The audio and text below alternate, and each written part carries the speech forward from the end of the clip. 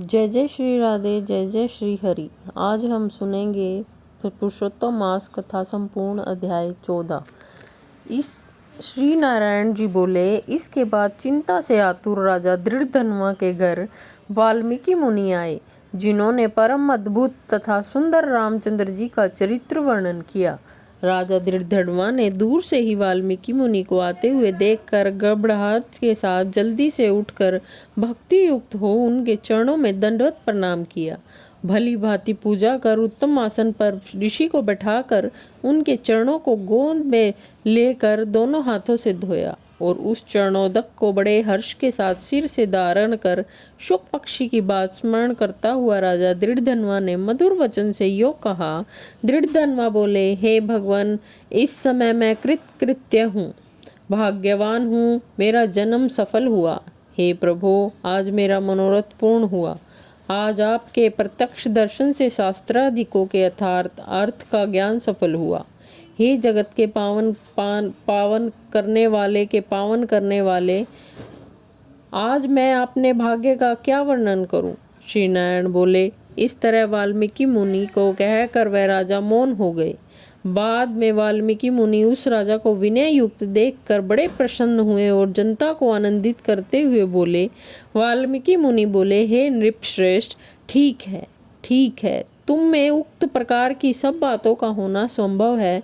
हे राजन, तुम चिंता से आतुर क्यों हो, सो सब मन की बात कहो। ऐसा मालूम पड़ता है कि तुम्हारा कुछ कहने की इच्छा है, इसलिए हे महामते उसे कहो। राजा दृढ़धनवा बोला, आपके चरण कमल की कृपा से हमेशा सुख है, परंतु हे विद्वान, हमारे हृदय में एक बड़ा संदेह है। वन में होने वाले शुक पक्षी के मुख से निकले हुए बाण के समान उस वचन को दूर करें।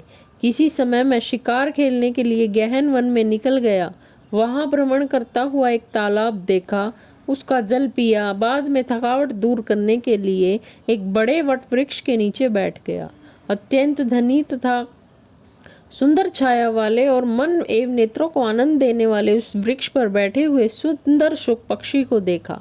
जब उस शुक पक्षी पर हमारी दृष्टि गई, तब उसने हमारे सम्मुख होकर एक श्लोक पढ़ा कि इस पृथ्वी पर विद्यमान अतुल सुख को देखकर तू तत्व का चिंतन नहीं करता, तो इस संसार के पार कैसे होगा। मैं इस प्रकार शुक पक्षी के वचन को सुनकर विस्मित हो गया हूँ। हे ब्राह्मण, मैं नहीं जानता कि उस पक्षी ने क्या कहा। इस हमारे हृदय के संदेह को आप दूर करने के योग्य हैं। हमारा राज्य सुख तथा सुंदर 4 पुत्र, सुंदर पतिव्रता स्त्री, हाथी, घोड़ा, रथ, सेना है। ब्राह्मण, ये सब अतुल्य समृद्धि इस समय हमें किस पुण्य से प्राप्त है, यह सब विचार कर संक्षेप में कहने के आप योग्य हैं। राजा दृढ़धनवा के वचन को वाल्मीकि मुनि सुनकर प्राणायाम कर एक मुहूर्त तक ध्यान में मग्न हो हाथ में रखे हुए आंवला के फल के समान विश्वास संसार के भूत, भविष्यत और जो वर्तमान विषय हैं उनको हृदय में समाधि के बल से जानकर और निश्चय कर राजा से बोले। वाल्मीकि मुनि बोले, हे राजाओं में श्रेष्ठ, अपने पूर्व जन्म का चरित्र तुम सुनो। हे राजेंद्र, पूर्व जन्म में आप द्रविड़ देश में ताम्रपर्णी नदी के किनारे वास करने वाले सुदेव नामक ब्राह्मण थे।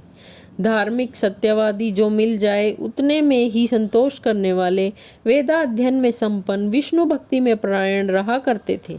आपने अग्निहोत्र आदि यज्ञों के द्वारा भगवान हरि को प्रसन्न किया। इस प्रकार रहते हुए तुम्हारी गुणवती स्त्री थी। वह गौतम ऋषि की सुंदर कन्या गौतमी नाम से प्रसिद्ध शंकर की सेवा में तत्पर पार्वती के समान तुम्हारी प्रेम से सेवा करती थी। गृहस्थ आश्रम धर्म में धर्म पूर्वक वास करते हुए समय बीत गया, परंतु तुम्हें कोई संतान नहीं हुई। एक दिन अपने स्त्री से सेवित आसन पर बैठा हुआ दुखित ब्राह्मण गदगद स्वर से बोला, अये सुंदरी, संसार में पुत्र से बढ़कर दूसरा सुख नहीं है, और तपदान से उत्पन्न हुआ पुण्य दूसरे लोक में सुख देने वाला होता है। शुद्ध वंश में होने वाली संतान इस लोक में तथा परलोक में कल्याण करने वाली होती है। उस श्रेष्ठ पुत्र के न मिलने से मेरा जीवन निष्फल है। न तो मैंने पुत्र को प्यार किया और न वेद पढ़ने के लिए सोने से जगाया, न तो उसका विवाह किया, इसलिए मेरा जन्म व्यर्थ में चला गया। अभी मेरी मृत्यु हो, मेरे ओ को आयुष प्रिय नहीं है।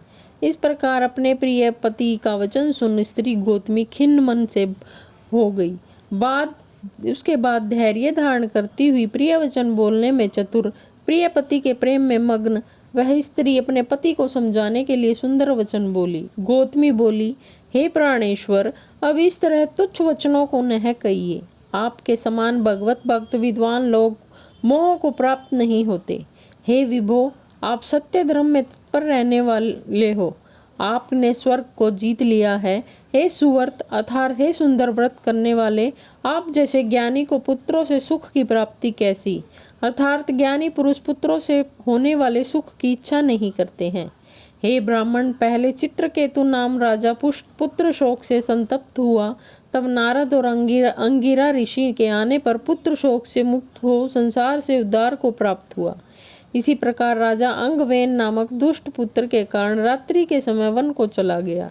इस तरह है हे स्वामिन, आपको भी संताप्ति दुख देने वाली होगी। फिर भी हे तपोधन, यदि आपको सत्पुत्र की लालसा है तो प्रसन्नता से जगत के नाथ समस्त अर्थों के दाता हरि भगवान की आराधना करें। हे ब्राह्मण, पहले सांख्याचार्य कदम ऋषि ने जिनकी आराधना कर पुत्र को प्राप्त किया, जो कि पुत्र योगियों में श्रेष्ठ कपिल देव नाम से प्रसिद्ध हुआ।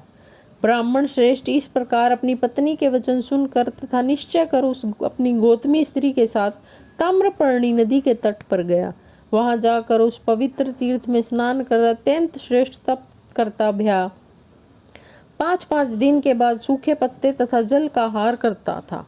इस प्रकार तप करते उस तपोनिधि सुदेव ब्राह्मण को 4000 वर्ष बीत गए।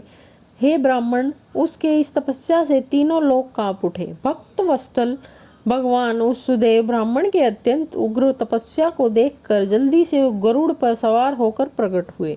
श्री नारायण बोले, नवीन मेघ के समान जगत की रक्षा करने में समर्थ 4 भुजा वाले प्रसन्न मुख मुरारी को देखकर सुदेव शर्मा ब्राह्मण हर्ष के साथ मुकुंद भगवान को साष्टांग प्रणाम करता हुआ बोला, इति श्री ब्रह्मनारद्य पुराणे पुरुषोत्तम